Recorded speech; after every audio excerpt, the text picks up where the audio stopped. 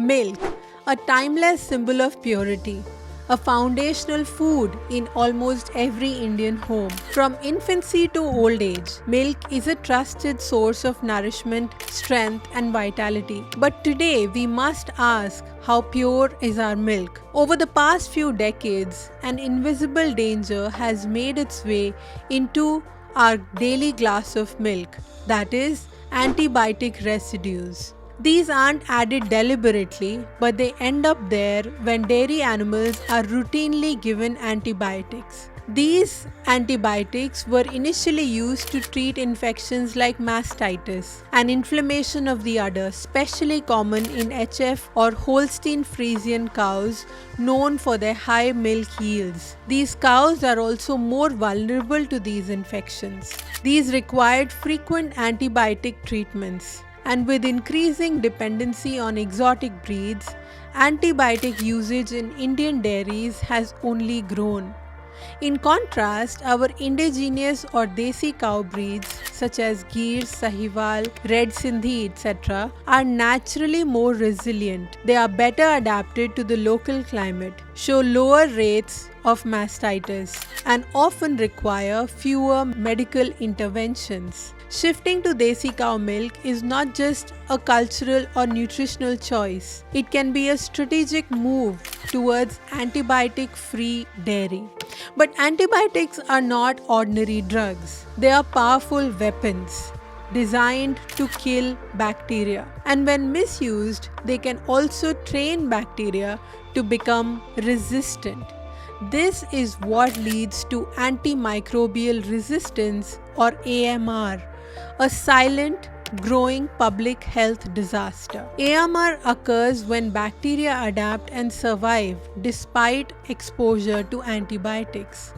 Over time, they become immune to treatment, rendering once effective medicines useless. According to the World Health Organization, AMR is one of the top 10 global public health threats facing humanity.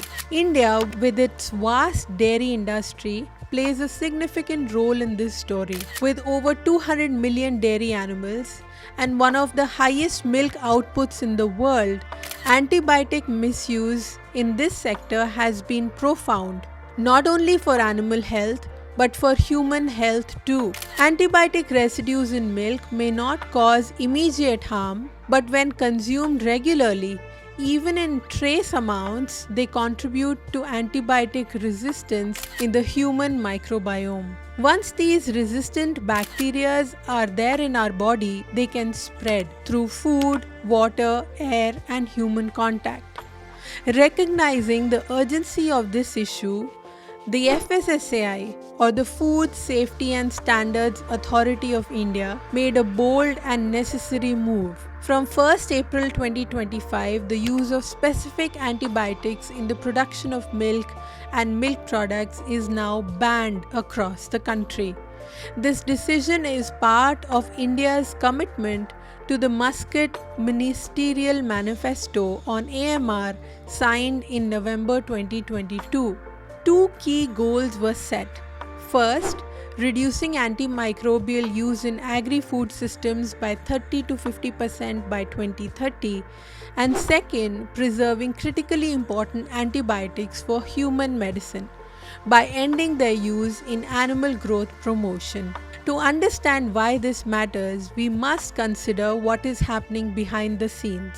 The Indian Network for Fishery and Animal Antimicrobial Resistance NFAAR reported alarming resistance levels between 2019 and 2022. In the dairy sector, bacteria like Staphylococcus aureus, a common cause of human infections, showed 91.3% resistance to penicillin and other antibiotics like erythromycin and cefoxitin also face rising resistance.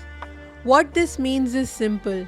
Our milk supply was quietly becoming a breeding ground for bacteria that no longer respond to the medicines we depend on. This isn't just a problem of science, It is a problem of systems. For years, the economics of cheap and abundant milk dominated decisions, often at the cost of safety, sustainability, and health. So, where do we go from here? The FSSAI ban is not the end. It is a beginning, a call to reimagine dairy farming in India. Moving forward means embracing practices that reduce the need for antibiotics, not just banning their use.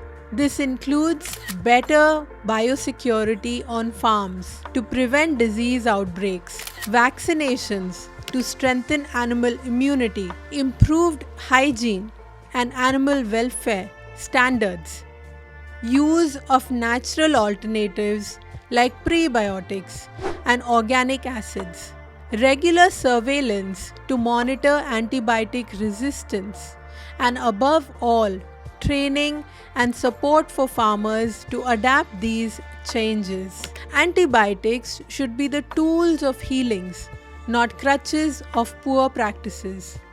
They cannot be used to make up for cramped spaces or dirty barns or malnourished animals. When we rely on shortcuts, we pay the price in resistance. Yes, there may be short-term costs.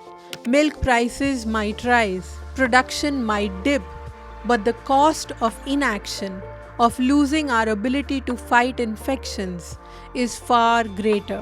India's dairy sector is strong. It feeds 1 billion people, and now it has a chance to lead the world, not just in quantity but in quality, safety and responsibility. This ban isn't just about milk. It's about the health of a nation. It's about ensuring that milk we drink truly nourishes us without the hidden risks. Let us move forward with awareness, integrity, and care so that every drop of milk remains a promise of well-being. Let us not forget the value of our desi cows, whose resilience and low dependence on antibiotics can be the part of the solution we seek.